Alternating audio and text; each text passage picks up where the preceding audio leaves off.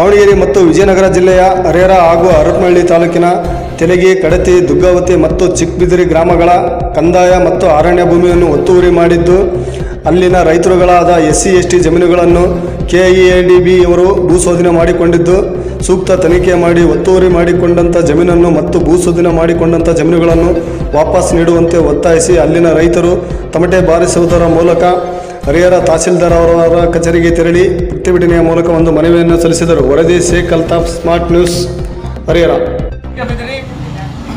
ರೈತರು SC/ST ಜನಾಂಗದ 67ನೇ survey number 30 ಎಕರೆ survey ನಂಬರಲ್ಲಿ SC/ST ಕೊಟ್ಟಂಥ ಸರ್ಕಾರಿ ಜಮೀನನ್ನು ಭೂ ಸ್ವಾಧೀನ ಮಾಡ್ಕೊಂತ SS ಮಲ್ಲಣ್ಣನವರಾಗಿರ್ಬೋದು, ಅವ್ರಿಗೆ ಸಂಬಂಧಪಟ್ಟ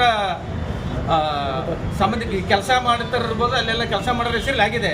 ಹಾಗಾಗಿ ಈ ಬಡ ರೈತರು ಏನು ಸರ್ಕಾರದ ಕೊಟ್ಟಂಥ ಜಮೀನನ್ನು SC/ST ಜಮೀನನ್ನು ಅವ್ರಿಗೆ ವಾಪಸ್ ಕೊಡಬೇಕು, ಮತ್ತು ಅವ್ರಿಗೆ ಅವ್ರ ಹೆಸರಲ್ಲೇ ಪಾಣಿ ಬರೋಂಗೆ ಆಗ್ಬೇಕು. ಈಗ ಒಂದೊಂದು ಪಾಣಿಗೆ ಏನಾಗೈತಿ KDB ಅಂತ ಬರ್ತಾ ಇದೆ, ಸರ್ಕಾರ ಇದು ಅವ್ರ ಹೆಸರು ಬರ್ತಾ ಇದೆ, ಮಲ್ಲಣ್ಣ ಅಂತ ಬರ್ತಾ ಇದೆ.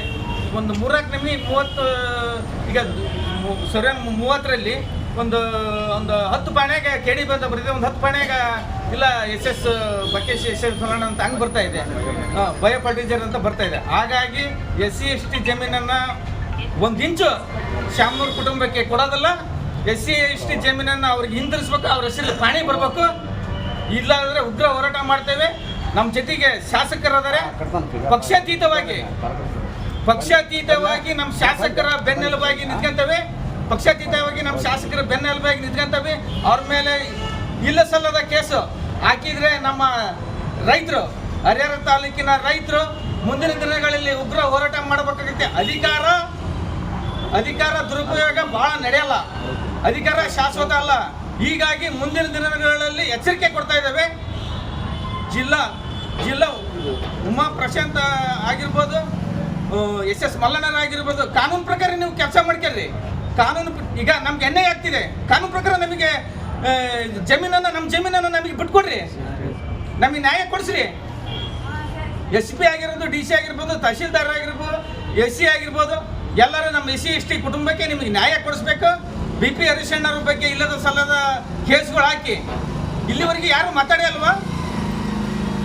ಇದೇ ಸಿದ್ದರಾಮಯ್ಯನವರು ಮೈಸೂರಲ್ಲಿ ಸರಿಗಳೆದಿದ್ರು ಒಂದು ಹೆಣ್ಮಗಳನ್ನ, ಅವ್ರ ಬಗ್ಗೆ ಕೇಸ್ ಇಲ್ಲ.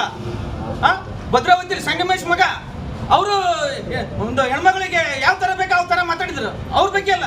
ಬೋರ್ಡ್ ಹಾಕೊಂಡ್ಬಿಡ್ರಿ. ಈಗೆಲ್ಲ ಪೊಲೀಸ್ ಸ್ಟೇಷನ್ ಮುಂದೆ ಮಹಿಳಾ ಆಗೋದ್ ಮುಂದೆ BJP ಕಾರ್ಯಕರ್ತರಿಗೆ ಅಷ್ಟೇ, ಕಾಂಗ್ರೆಸ್ನವ್ರು ಏನು ಮಾಡಿದ್ರೆ ನಡೆಯುತ್ತೆ ಅಂತಂದು ಬೋರ್ಡ್ ಹಾಕ್ಬಿಡ್ರಿ.